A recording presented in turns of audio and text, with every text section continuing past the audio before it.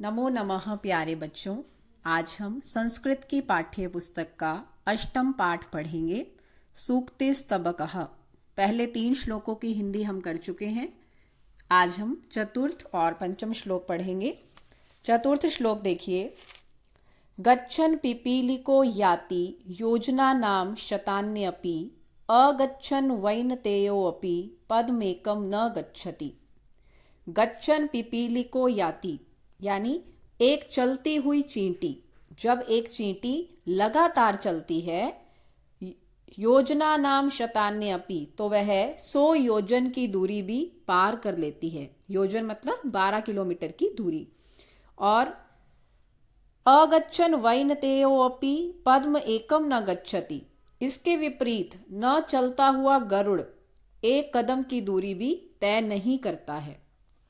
अब चींटी आकार में कितनी छोटी होती है और इसके विपरीत गरुड़ आकार में बहुत बड़ा होता है। लेकिन यहाँ छोटे बड़े का कोई महत्व नहीं है।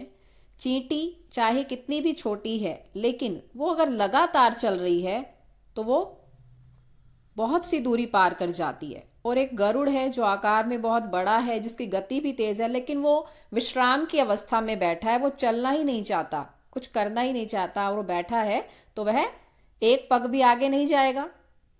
यानी जो परिश्रम करेगा वही सफलता प्राप्त करेगा, चाहे वो छोटा हो चाहे वो बड़ा हो। परिश्रम से ही सदैव सफलता मिलती है। छोटा बड़ा कोई महत्व नहीं रखता, आकार कोई महत्व नहीं रखता, कुछ भी महत्व नहीं रखता। मनुष्य का परिश्रम ही महत्व रखता है जीवन में। जितनी हम मेहनत करेंगे उतनी ही हम सफलता को पाएंगे। अंतिम श्लोक देखिए।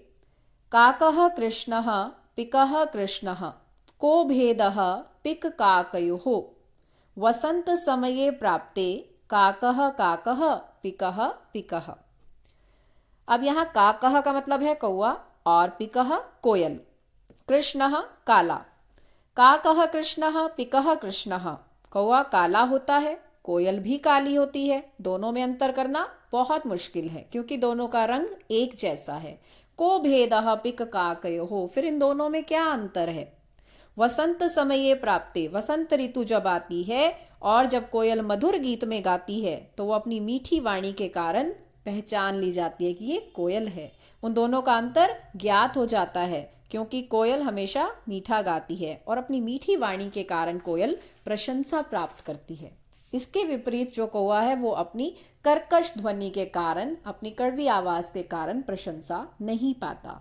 तो इस श्लोक से हमें ये सीखने को मिलता है कि अगर हम भी अपने जीवन में प्रशंसा चाहते हैं कि लोग हमारी तारीफ करें, हमें सम्मान दें, तो हमें मीठी वाणी का प्रयोग करना चाहिए। हमेशा मीठा बोलना चाहिए, तो ही हमें सम्मान की प्राप्ति होगी। क्योंकि जैसा हम करेंगे वैसा ही हमें मिलेगा। जैसा आप दूसरों के साथ व्यवहार करेंगे, सामने वाला भी आपके साथ वैसा ही व्यवहार करेगा।